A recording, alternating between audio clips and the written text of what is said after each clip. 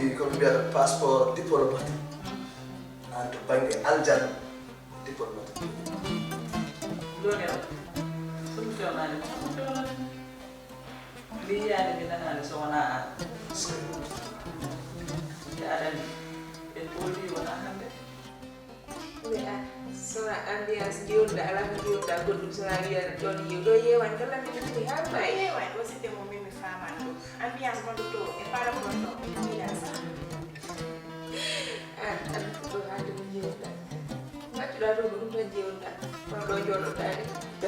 kay sa yi kay ƴettima kay ko ñagaɗa Allah fandinde e wadde wat seesa noon wat seesa ko ganduɗa ko wona ñin fof tan ndewa hunde tan ha ɓurti kadi yimɓe ne gara ne jawodira galleji ɗi est ce que wona ɗum sikka notable ko fof ko gon kono neɗɗo ko fotino neɗɗo so ummima galle mum ari hay galle wi ko kaari ƴewata fotani wiɗen namdo ɗum autorisation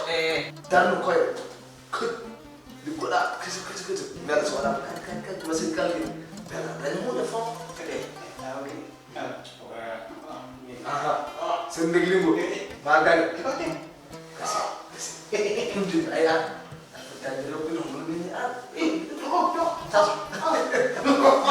ma ɗo tottama mbimi ɗo wona galle tan galeyel ari naata aliyalta ala ɗo ko semo a galle Amadou Diallo kadi e omo jiiɗa mo cersatama o waɗani ɗo taw hay lebbi ɗiɗi moƴƴi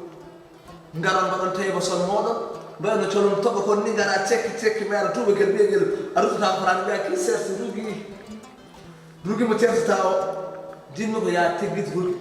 rugi natti rugi oya joni ko rugi Amadou Diallo a yalta ɗum ala ɗo